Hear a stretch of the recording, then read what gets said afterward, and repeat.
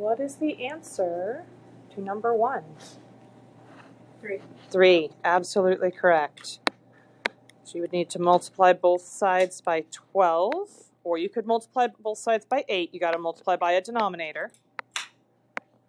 If you multiply both sides by 12 first, it's going to cancel with the denominator on the left. It's going to multiply to the numerator on the right. So you would have x equals 24 over 8. 24 is evenly divisible by 8. It comes out to be 3. What about number 2? What is the answer to number 2? 10. Absolutely correct. This time you have to multiply by both denominators. So I'm going to multiply both denominators by 5 first, although we are going to have to multiply by x, so you can do that first or second. So if I multiply both sides by 5, I get 6 equals 60 over x. Then I multiply both sides by x.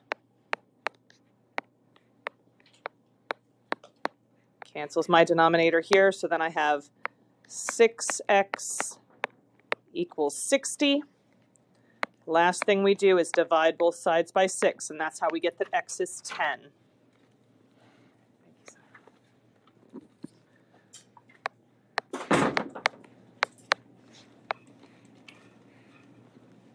Number 3 was a little bit harder. Does anybody have an answer for number 3? 2.5. All right, so let's walk through this one. I'm going to multiply both sides by the denominator of 12.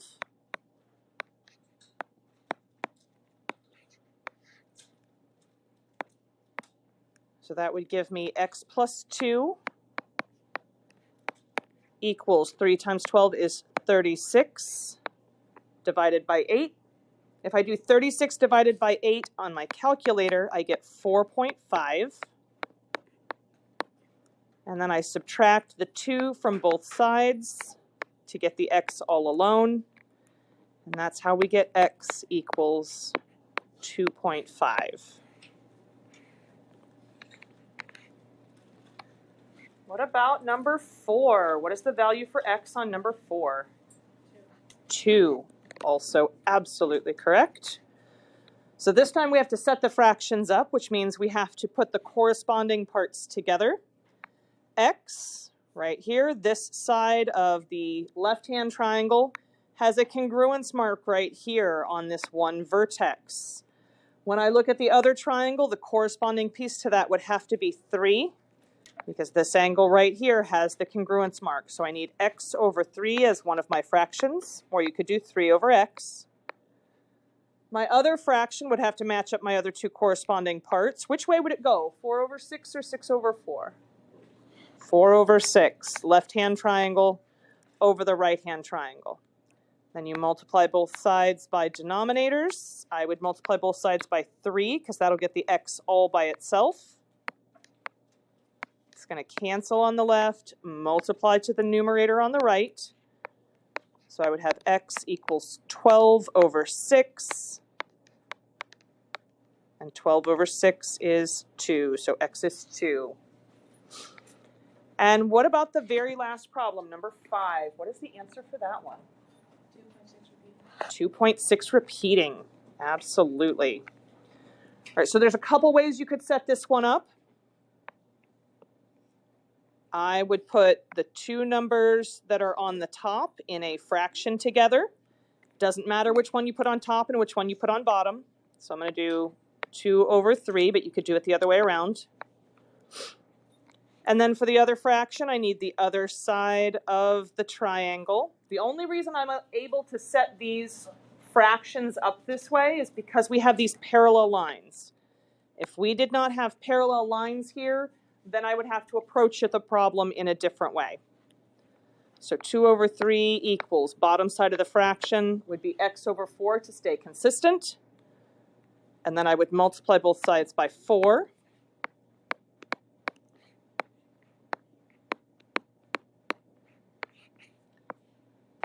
The 4 distributes to the 2 here, so I would have 8 over 3 equals x, which is a fraction in simplest form.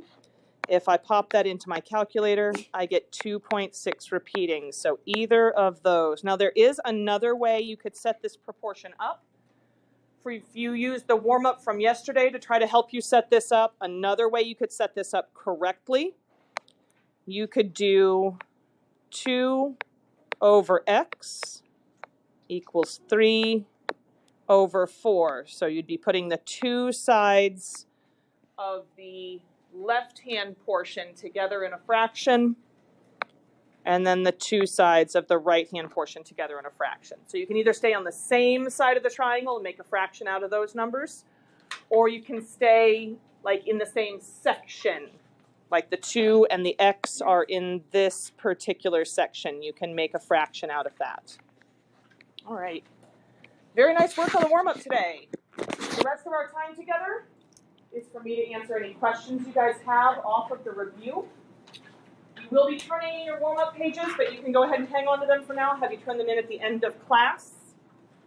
Grab your warm-ups. Sorry, not your warm-ups, your test reviews. Go ahead and grab your test reviews out. You guys had a chance in class to work on that yesterday. What questions off of the review would you guys like me to go over? Which one? Number 5. Sounds good. Let's start with number 5.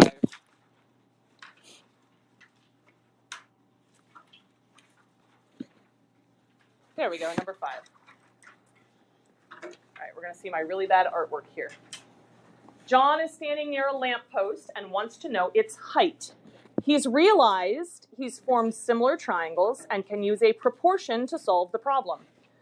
John is 6 feet tall. So here's John, 6 feet tall, and his shadow is 8.5 feet long. The shadow is going to be along the ground. So here's our shadow, 8.5 feet. If he's casting a shadow, then there has to be some kind of a light source. Since the lamppost is also casting a shadow, if you keep reading along in the problem, the light that is causing John's shadow is not coming from the lamp. It has to be coming from some other source. So we're going to call it the sun. So that would create a triangle here. All right, then we also have the lamppost.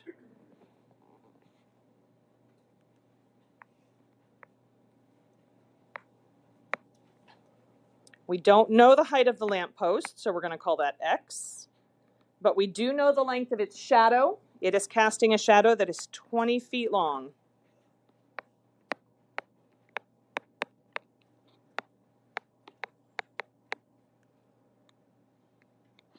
Again, since it's casting a shadow, there has to be a light source that's doing that. So I've got the sun's rays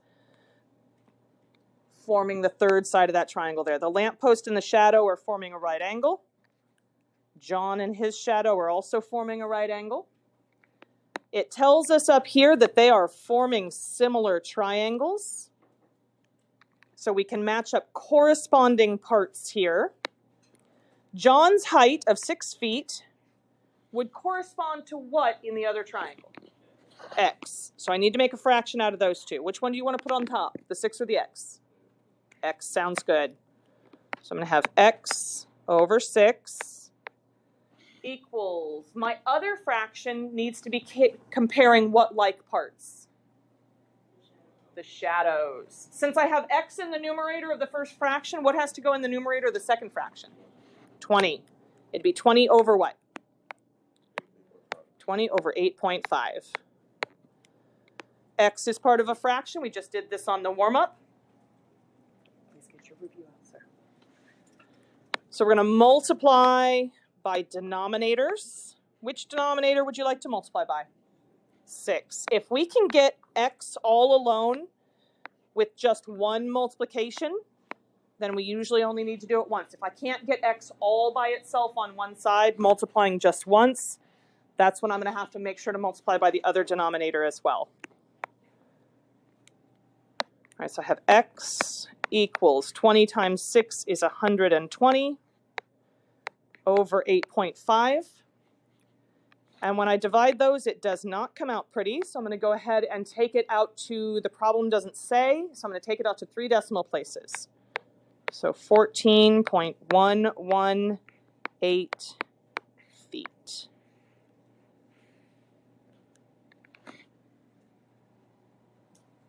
What other problems would you guys like to see from the review? Which one? So it's, if you look at the 3rd decimal place, or sorry, the 4th decimal place. If you look at the 4th decimal place over, what is that one? It's a 6, and so that's what causes that 3rd place to round up. Remember, when we're looking at something that keeps going like this, if I'm going to round to 3 places, so I want to cut it off right here, if the next number, the number that we didn't write down, is a 5 or a bigger, it causes the number in front of it to round up if I'm going to do rounding. If you were to write 14.117 on your test, I would still accept that for full credit. I would still accept that. That's called truncating instead of rounding, but I would be able to see enough of your answer that I know you've put it into the calculator the right way. And since it's not a test over rounding rules, it's a test over similarity, that would be fine. Yes, sir. 15? Absolutely, we can do 15.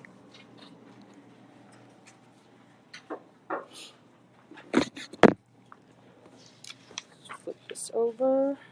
Very last problem, number 15. K, M, and P are all midpoints. So here's a midpoint.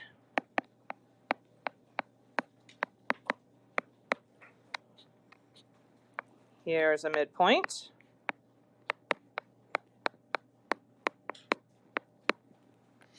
And here's a midpoint.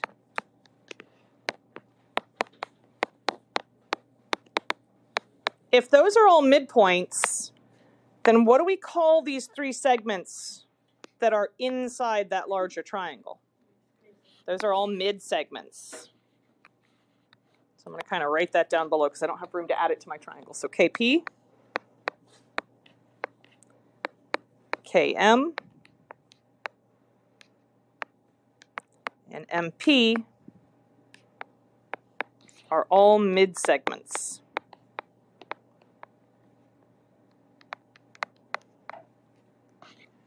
We've been asked to write down 10 true equations or mathematical statements about this figure. There are so many true mathematical statements we could write about this. 10 is to kind of get your brain, let's get all the things out that occur to you at first, and then let's push a little bit beyond.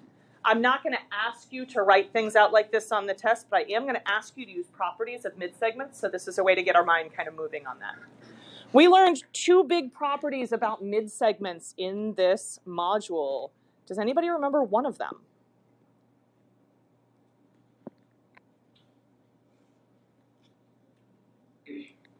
What would be true about a mid-segment and this side that it is not intersecting? It's half. So I could write a statement like that. I could say that KP is half of the side that it's not intersecting. So that would be LN.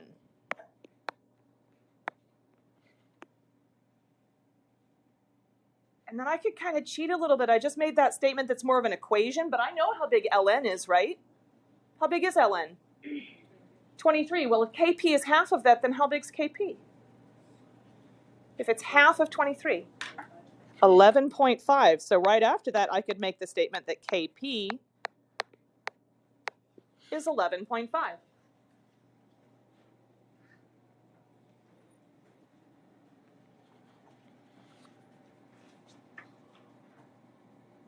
So the same thing would be true over here for PM and JL. PM and JL. So PM is half of JL. So how many segments of size PM would fit inside JL? 2. So there's another way that I could take this idea right here that it's half and write it slightly differently. I could say 2 times the length of segment PM is equal to the length of JL. If the midsegment is half of the side it's not intersecting, then the side that it's not intersecting is twice as big as the midsegment. Do we know how big PM is? 10. So how big is JL? So the very next line, I could write another true statement that would say 20 is equal to JL.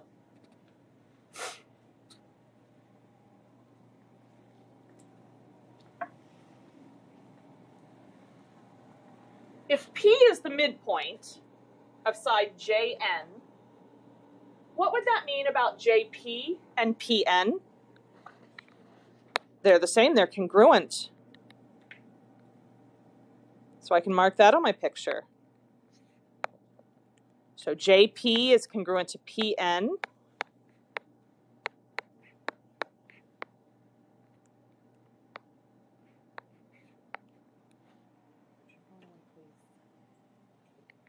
If JP and PN are the same size, then how big is PN? 7. So I could write another statement there. PN is equal to 7. Are there any other segments up here that would also be 7?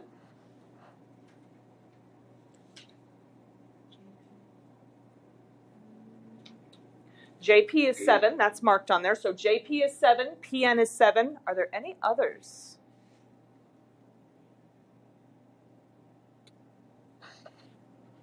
Let me see if I can ask the question a different way. If JP is 7 and PN is 7, how big is that whole side there? 14. That means KM is also 7.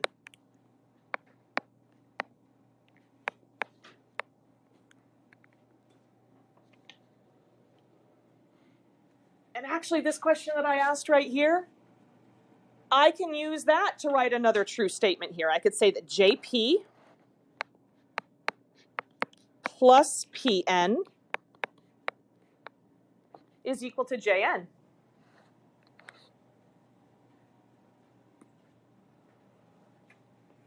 So far, we've gotten 8 statements by talking about a property and then taking the numbers that they put on there and writing down another true statement.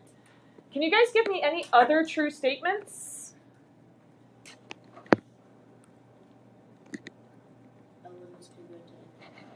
LM is congruent to MN.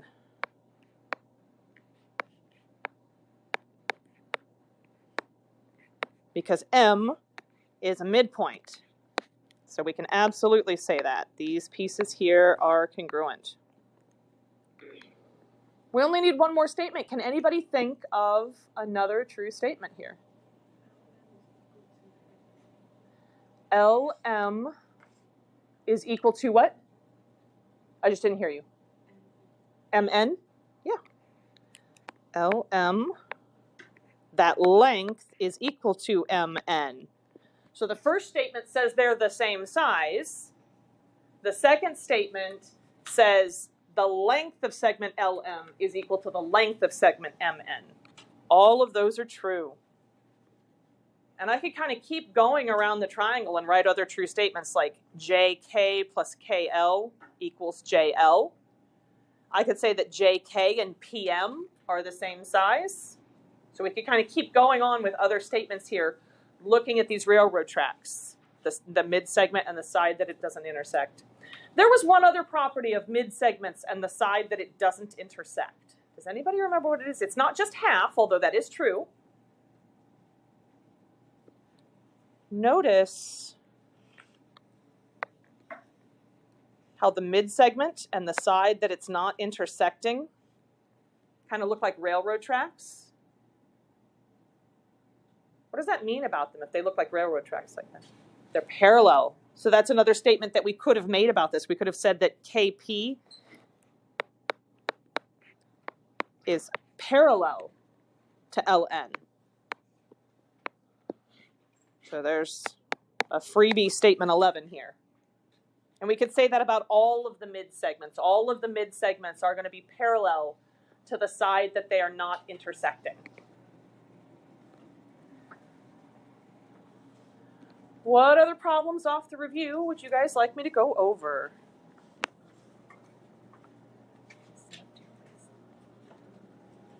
else would you guys like to see? Yes. 14, absolutely. All right, number 14. There's a couple ways I could set this up. Yesterday on the warm-up, we saw that we could write proportions. So I could write a fraction with these two, 7x minus 9 over 4x plus 12 is equal to, and then I would write a proportion for over here. That would be 17 over 17. What is 17 over 17? 1.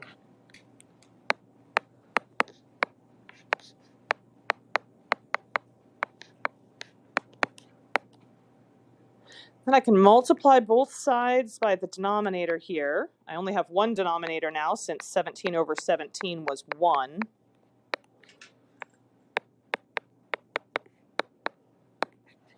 So that cancels my denominators out. I would have 7x minus 9 equals 4x plus 12. Because the 1 would distribute to both of these pieces, but when you multiply by 1, it stays the same. Then I want to get my x's to the same side. So I would minus 4x from both sides. So I would have 3x minus 9 equals 12.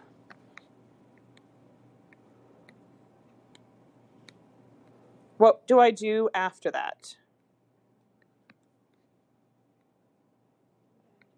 We're going to add. Let's add 9 to both sides. What is 12 plus 9? 21. 3x is equal to 21. And then we divide both sides by 3. What is 21 divided by 3? 7. X equals 7. There is another way that you could set this problem up. So the way we solved it, we got to the answer of x equals 7. The nice thing about doing it this way is that this works anytime I've got those parallel lines. Sorry, these are parallel. They should have been marked as such. My apologies. The other way you could set this one up is by looking very carefully right here. Since those are both 17, they are congruent to each other. Which would mean what about these segments over here? They are also congruent to each other. And things that are congruent, we can do what with? We can set them equal. So I could have 7x minus 9 equals 4x plus 12 as my original setup. But notice, we got to that exact same place when we did it the other way. So either one of these ways, if you do not have congruent segments, you can't take this shortcut step. You have to set it up like we did initially, and then you can solve it from there. So I'm going to write that down. We can jump to this only if the segments between parallel lines are congruent. What else would you guys like to see? Number 7? Absolutely. Let's go back and look at problem number 7. We are given that ST is parallel to QR. So ST is parallel to QR. They want me to find the length of PT. So that's what I'm going to focus on first. So this length right here, let's go ahead and call that X since we don't know what it is.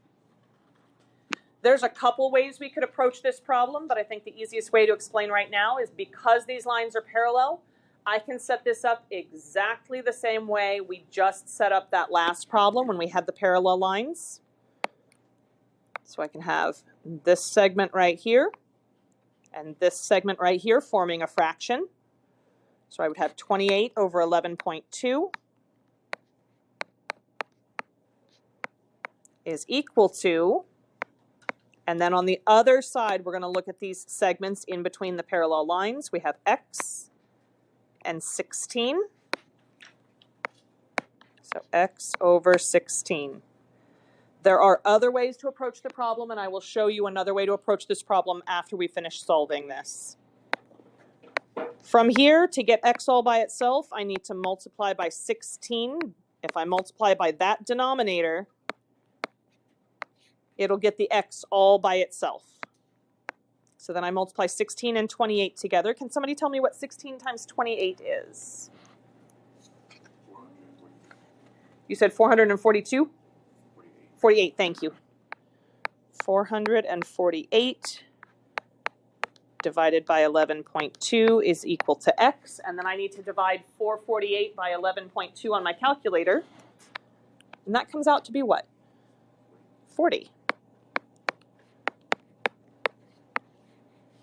So that means PT is 40, and I can write that on the line. Now that I have an amount for PT, how can I find PR?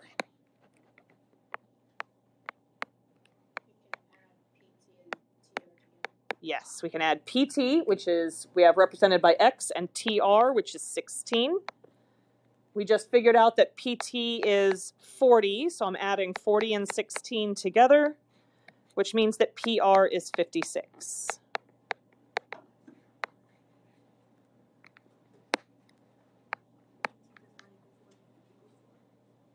No, it's 40. No, 16 times 28 is 448. Double check it on your calculator. Because it's 16 times the whole number 28. We don't have anything with decimals until the 11.2. All right, so another way that you could have set this problem up. You could have redrawn the two triangles, the big triangle and the little triangle, and then we could have put the side lengths on those. So on the little triangle, we know that the left-hand slanted side is 28. And we don't know how big this side is, so I would call that x. For the larger triangle,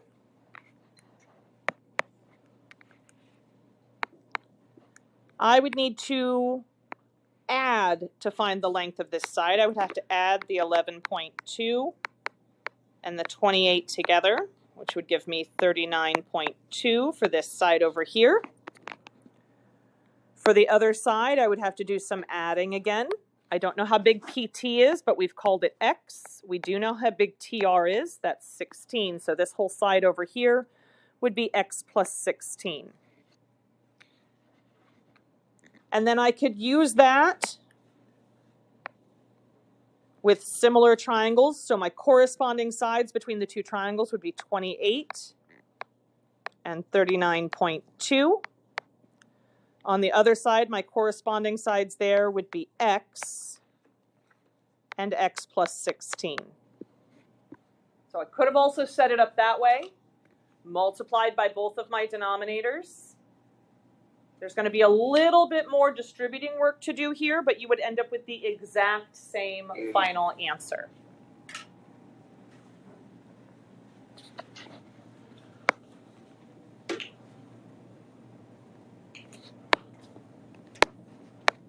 So we can do it one of those two ways. You get the same answer either way.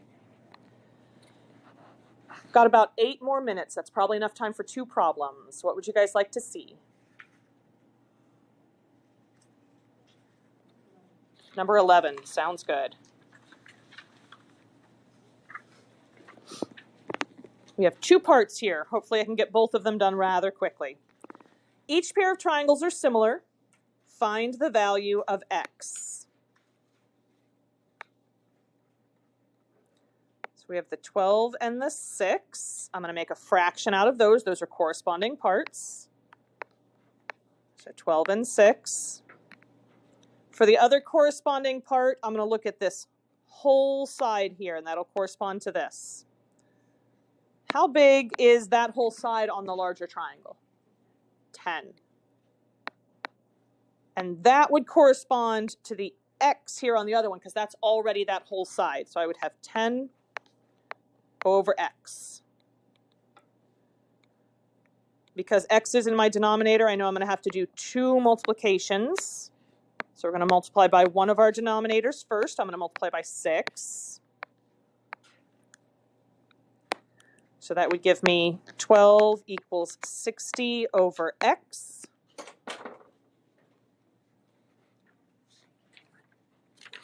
And then we would multiply both sides by x. It doesn't matter whether you multiply by the 6 first or the x first. So I would have 12x equals 60. And then I would divide both sides by 12. What is 60 divided by 12? 5.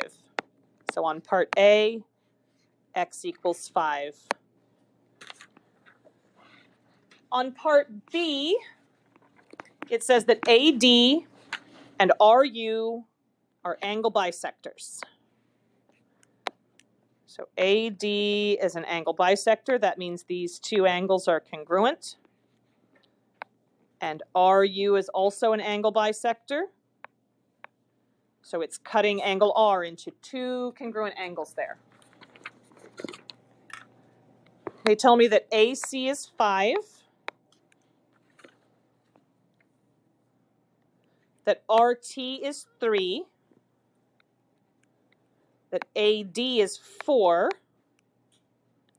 And RU is X.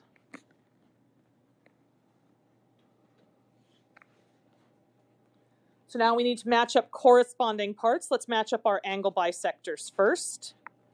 So 4 and X are angle bisectors, so I need to make a fraction with that. And then my slanted sides, the 5 and the 3, are corresponding, so those are going to make a fraction. Depending on where you put x, you might have to multiply twice. Because x is in my denominator, I am going to have to multiply by both of those denominators. If x was in a numerator, then I wouldn't need to. So I'm going to multiply both sides by x. That gives me 4 equals 5x over 3. Then we're going to multiply both sides by the other denominator. We're going to multiply by 3. 3 times 4 gives me 12. 12 equals 5x. Then we divide both sides by 5. And what is 12 divided by 5? 2.4.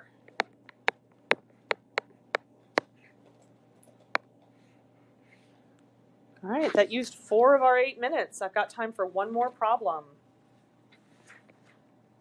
What else would it be? 8? Absolutely. Let's go do number 8. DF, FG, and GD are mid-segments of triangle ABC.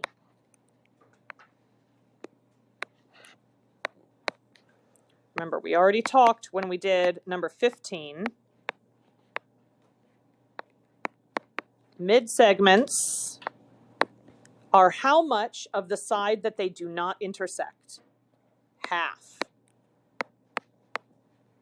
I'm going to call it the third side, but it's the side that it does not intersect. Well, here's FD, that's a mid-segment. Here's the side that it does not intersect. So I know that FD,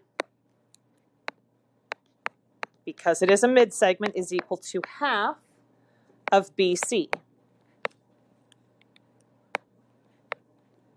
How big is FD? X minus 7. And that's equal to half of BC. How big is BC? 12. Well, what's half of 12? So x minus 7 is equal to 6. And then we add 7 to both sides. We get that x is 13. If it's a short one, I have time for one more.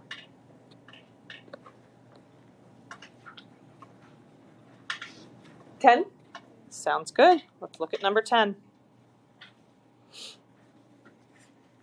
If I need to go back, please let me know, guys. Also, all of this will be posted on Canvas. I'm making a video of every single class period. Those will all be posted on Canvas. And the answer key will be up by third period today, so you can check your answers against mine. Find the value of x, round to the nearest tenth if necessary. First thing I notice here is these two little congruence marks, which means this segment has to be an angle bisector.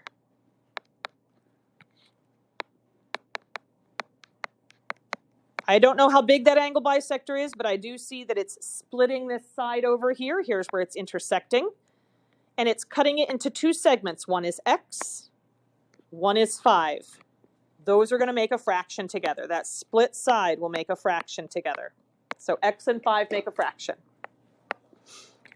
Then I need the adjacent sides to those. Well, adjacent to the x is the side here that is 13. Since x is in my numerator, 13 goes in this numerator. And then adjacent to the 5 is the side that is 12. Since 5 is in my first denominator, 12 is in my second denominator. Since x is in my numerator, I'm only going to have to multiply one time, because when I multiply by 5, x is now all by itself on that side. So I have x equals 65 over 12. And what is 65 divided by 12?